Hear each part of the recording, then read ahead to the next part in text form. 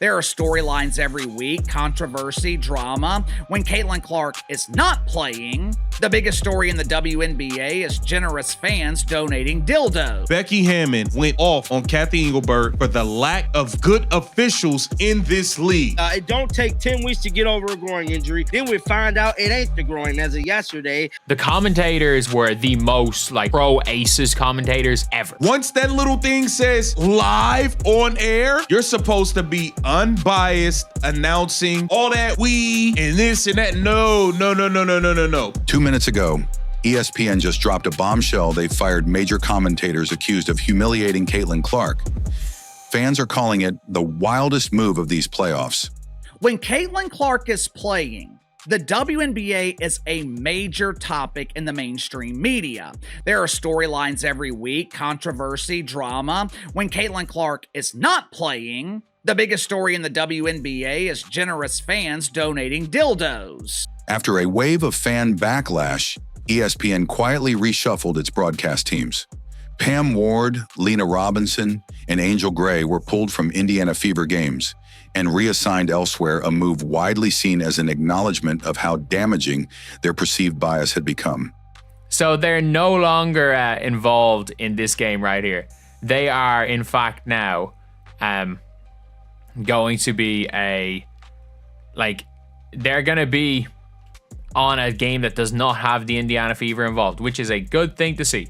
Which is a good thing because, in my opinion, they were absolutely horrendous.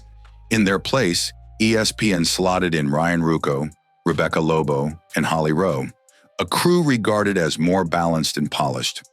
Fever fans welcomed the change, believing Caitlin Clark would finally receive fair treatment during the most important stretch of the season.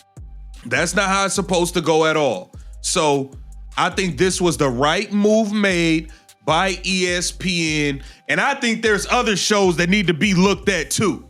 While we're at it, since we in this mood, since we feeling all groovy and like making adjustments, I think there's some other people that need to be looked at too. But the controversy raised broader questions about transparency in league coverage. Commentators like Skip Bayless pointed out inconsistencies in how Clark's injuries and rule enforcement had been reported, arguing that ESPN's credibility was already eroding before the announcer's shakeup.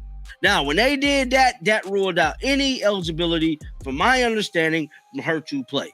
Now, I did some research on that little loophole thing. We can't verify that thing even exists. So Scott Agnes is right about that. So I kudos to him figuring that out. I did some research with my team too, trying to fact check that thing, and we can't fact check it. But I can't say that it's neat. I can't say that it's not a rule either, though. We just can't figure out where it's at. You know what I'm saying? To definitively say that that is an actual rule. Now, with that being said, Skip Bayless opens up about this whole situation with Caitlin Clark being out. While ESPN dealt with the commentator controversy, voices like Becky Hammon highlighted deeper systemic issues.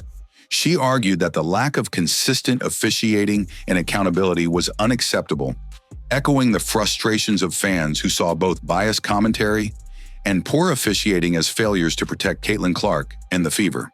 Becky Hammon is bombing on Kathy Engelberg.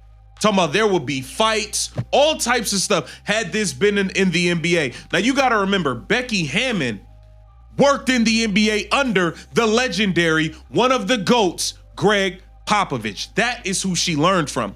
So she's seen NBA physicality. She's seen that era where it was physical as well. The ratings backed it up. Playoff games without Clark saw steep declines in viewership, underscoring just how central she is to the league's momentum. By cutting ties with commentators accused of bias, ESPN signaled an attempt to restore trust among fans who felt Clark's impact was being downplayed deliberately. They're doing so fine that ratings for the first round were down compared to last year. But in fairness to the WNBA, ratings for the first round of the playoffs were actually pretty good. According to ESPN, they averaged 943,000 viewers.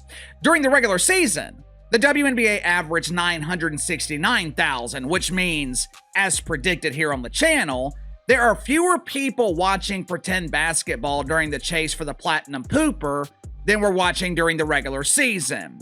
Commentators covering the Fever versus Aces playoff matchup have come under fire for blatant bias, with many fans saying the broadcast sounded more like an Aces cheer squad than neutral coverage. At one point, a commentator even referred to Las Vegas as "we," a slip that immediately set off Fever supporters, who felt disrespected and humiliated. Like, it was the most pro Aces people you will ever see that were commentating on on the Fever versus Aces games 1 and 2. They were so pro Vegas. They were absolutely not in any way neutral. I'm pretty sure I heard a commentator refer to Vegas as "we," but that's just kind of the thing. It is what it is. That is what it is. Like, it is the old WNBA. Is we always joke. Like, I saw a thing someone joking about, and it's like they root against the underdogs. ESPN originally assigned Pam Ward, Lena Robinson, and Angel Gray to call the game, but their commentary drew outrage online. Viewers highlighted repeated moments where the announcers spoke as if they were part of the Aces, using terms like "we" and "us" instead of maintaining journalistic neutrality. We now have Ryan Ruocco. You bet. I love when Ryan Ruocco do that. You bet. We got Ryan Ruocco, Rebecca Lobo, and Holly Rowe announcing the Indiana Fever versus the Las Vegas Aces game. Now, last game, we had this other group, this Pam Ward group, where they were talking about, they were literally saying "we" for the Las Vegas Aces. Oh, we've got to do this. Oh, we made it. Like, what do you mean "we"? What do you mean "we"? The controversy grew big enough that even Skip Bayless weighed in, questioning the credibility of reporting around Caitlin Clark and the Fever.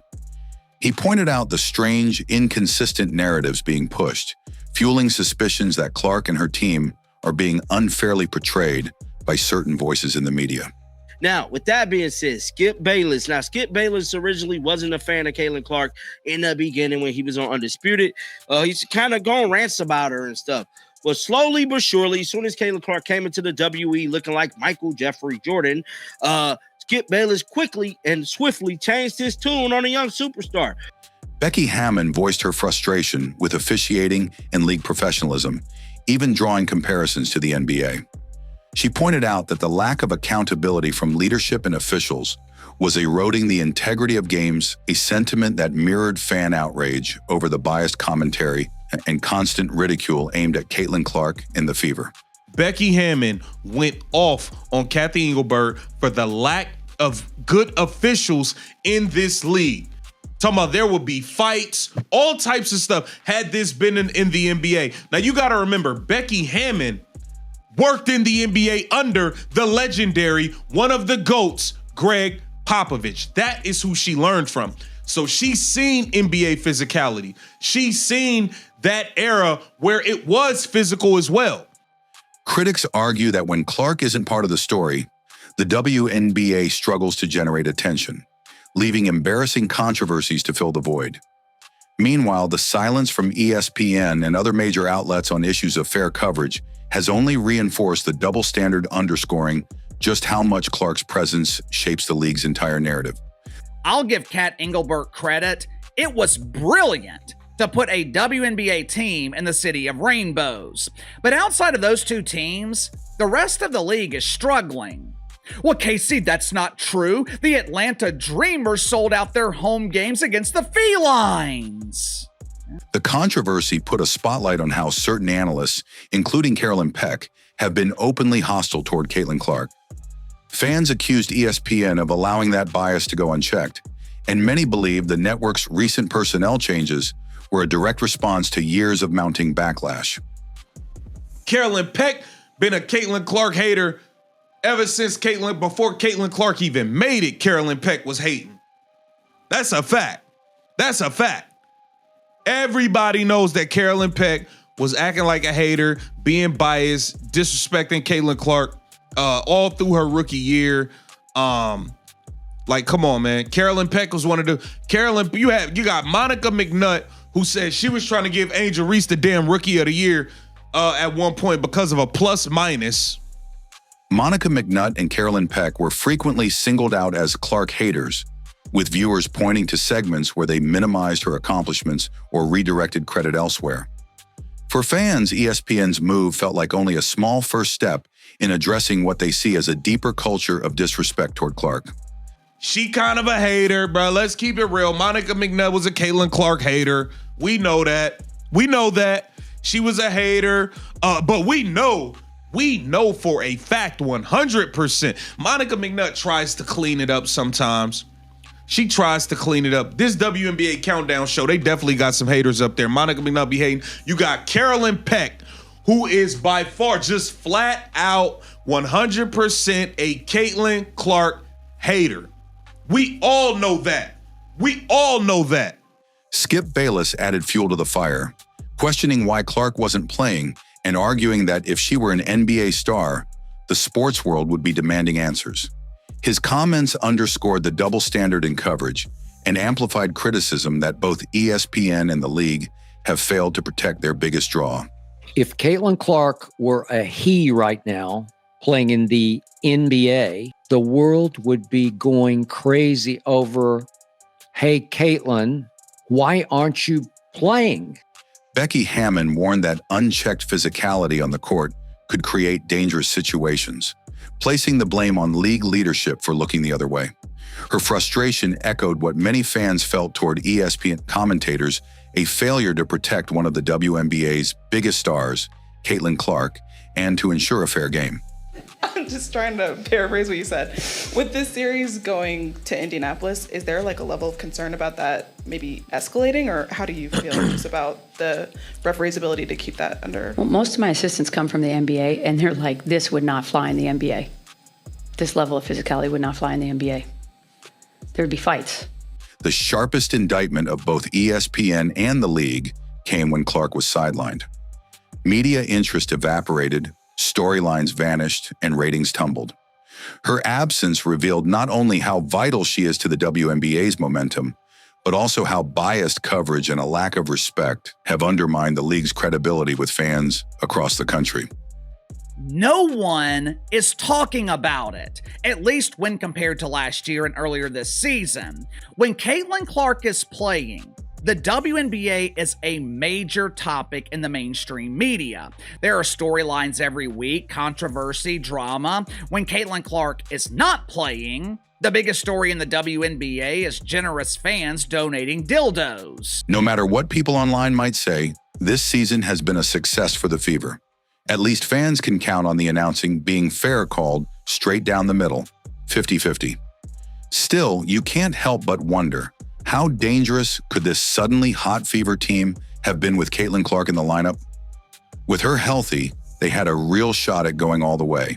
No matter what, this season's been a success for the Fever. Regardless of what people online want to say and what they think, it has been a success for the Fever. No ifs, ands, or buts about it, no matter what this year. What they did last game was terrible. So, hey, at least we'll have win, lose, or draw. The announcing will be unbiased. It'll be good. You know, Ryan Ruocco's great. And we can just do our thing, play the game, have it be called 50-50 down the middle, and not have to hear. Yep. You don't think this suddenly hot Fever team could use Caitlin? I thought they had a shot to win it all with her obviously healthy. I'm not worried about composure, that part's solid. What I don't get is why this same situation keeps repeating itself. When Caitlin Clark isn't on the court, the biggest WNBA headline becomes fans tuning out. It is literally prison basketball in the W. Keep cooking, Becky. When Caitlin Clark is playing, the WNBA is a major topic in the mainstream media. There are storylines every week, controversy, drama. When Caitlin Clark is not playing, the biggest story in the WNBA is generous fans donating dildos. And now with ESPN's latest move, the story just got even crazier. What do you think? Drop your thoughts below and don't forget to like, subscribe, and share to keep the conversation going.